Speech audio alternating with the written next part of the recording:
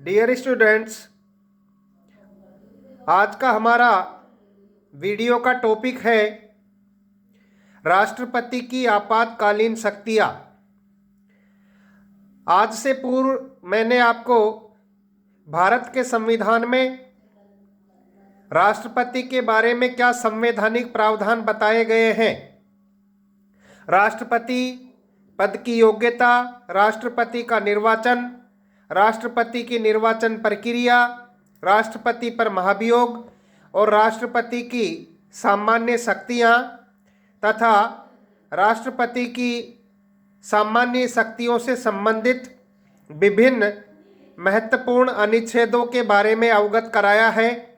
और आज के वीडियो में उससे आगे हम राष्ट्रपति की जो इमरजेंसी पावर है, राष्ट्रपति की जो आपातकालीन शक्तियां हैं, उसके बारे में क्या संवैधानिक प्रावधान है, इससे आपको अवगत कराऊंगा।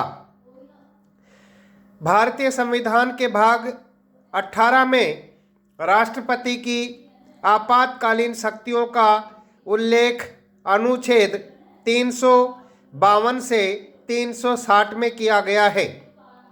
इस भाग में राष्ट्रपति की 3 प्रकार की आपातकालीन शक्तियां हैं। पहला है अनुच्छेद 352 राष्ट्रीय आपातकाल। यह पूरे देश में या क्षेत्र विशेष में लागू हो सकता है। जम्मू कश्मीर में यह तभी लागू होता है जब जम्मू विधानमंडल इसे पास करे।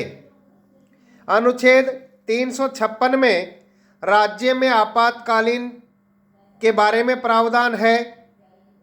जम्मू कश्मीर में इसे राज्यपाल शासन कहते हैं और भारतीय संविधान के अनुच्छेद 356 को जम्मू पर लागू नहीं करते हैं।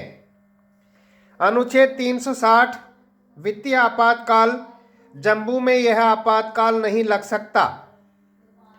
अनुच्छेद 352 है, उसका क्या कारण है? उसका कारण यह है कि अनुच्छेद 352 कब लगेगा? युद्ध, बाहरी आक्रमण और सशस्त्र विद्रोह होने पर राष्ट्रपति अनुच्छेद 352 के तहत संपूर्ण भारत देश में या किसी क्षेत्र विशेष में आपातकाल की घोषणा कर सकता है। मंत्रिमंडल की लिखित सिफारिश पर राष्ट्रपति इस आपातकाल की घोषणा करता है, जिसे 1 महीने के भीतर संसद के प्रत्येक सदन में उपस्थित और मतदान में भाग लेने वाले सदस्यों के 2/3 बहुमत से पास कर दिया जाए तो यह 6 माह लगता है। तो बच्चों, फर्स्ट ऑफ ऑल अनुच्छेद 352 की घोषणा कब होगी? जब युद्ध, बाहरी आक्रमण और सशस्त्र विद्रोह की स्थिति उत्पन्न हो जाए।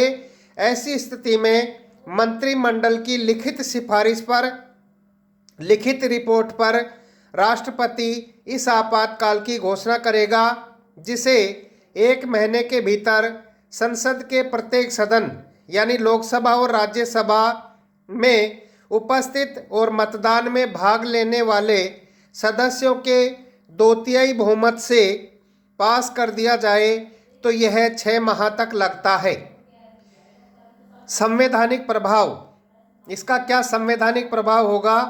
नंबर 1, संसद 6 माह करके इस आपातकाल को आगे बढ़ा सकती है, यानी आपातकाल एक बार में 6 माह तक लागू रह सकता है। और अगर स्थिति सामान्य नहीं होती है तो इसे संसद प्रस्ताव पास करके 6 माह के लिए और बढ़ा सकती है। इसका दूसरा प्रभाव है आपातकाल में राज्य सूची के विषयों पर संसद कानून बनाती है। नंबर 3, आपातकाल की घोषणा के बाद यदि लोकसभा भंग हो जाए तो राज्यसभा के अनुमोदन से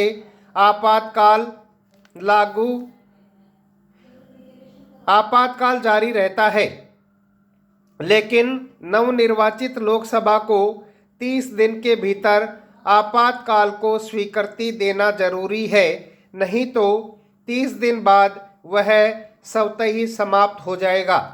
तो बहुत महत्वपूर्ण बात है कि आपातकाल का जो संवैधानिक प्रभाव है उसमें पहला तो यह है कि संसद 6 माह के लिए आपातकाल को बढ़ा सकती है, और नंबर 2, आपातकाल में राज्य सूची के विषयों पर संसद कानून बनाती है।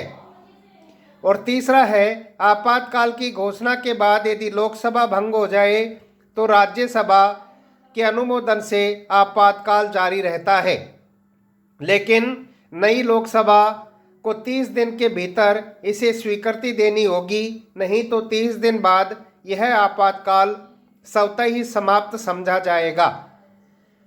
चौथा है, अनुच्छेद 358 इस आपातकाल की घोषणा के साथ ही अनुच्छेद 19 नागरिकों की 6 स्वतंत्रताएं स्वतः ही निलंबित हो जाती हैं।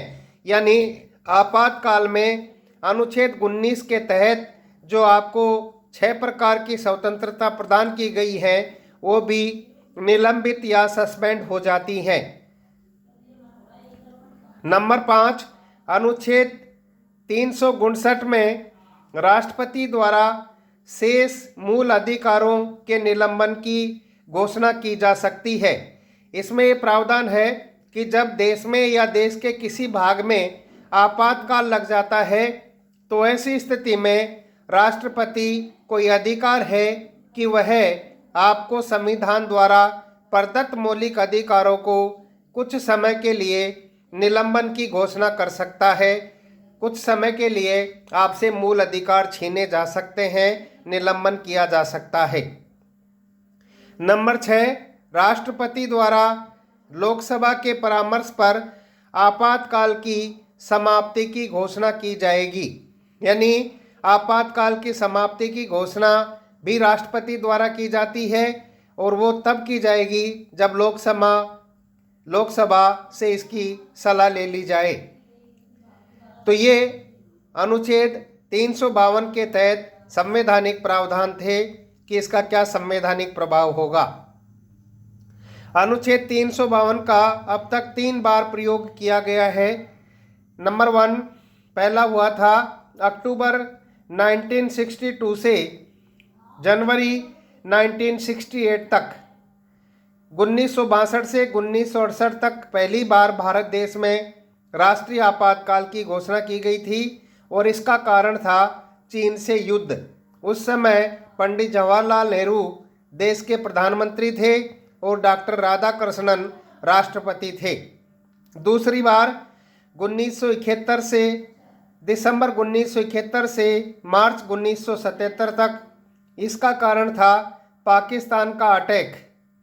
दिसंबर 1971 में बांग्लादेश बना। उस समय देश की प्रधानमंत्री श्रीमती इंदिरा गांधी थी और राष्ट्रपति वीवी गिरी साहब थे। नंबर 3 25 जून 1975 से मार्च 1977 तक। इसका कारण था आंतरिक अशांति। उस समय भी देश की पीएम श्रीमती इंदिरा गांधी थी और राष्ट्रपति फखरुद्दीन अली अहमद साहब थे। तो अब तक भारत देश में 3 बार आपातकाल की घोषणा हुई है। पहला चीन के आक्रमण से, दूसरी बार पाकिस्तान के आक्रमण से, और तीसरी बार इंटरनल आंतरिक अशांति से। अभी तक लोकसभा के 17 कार्यकाल हुए हैं।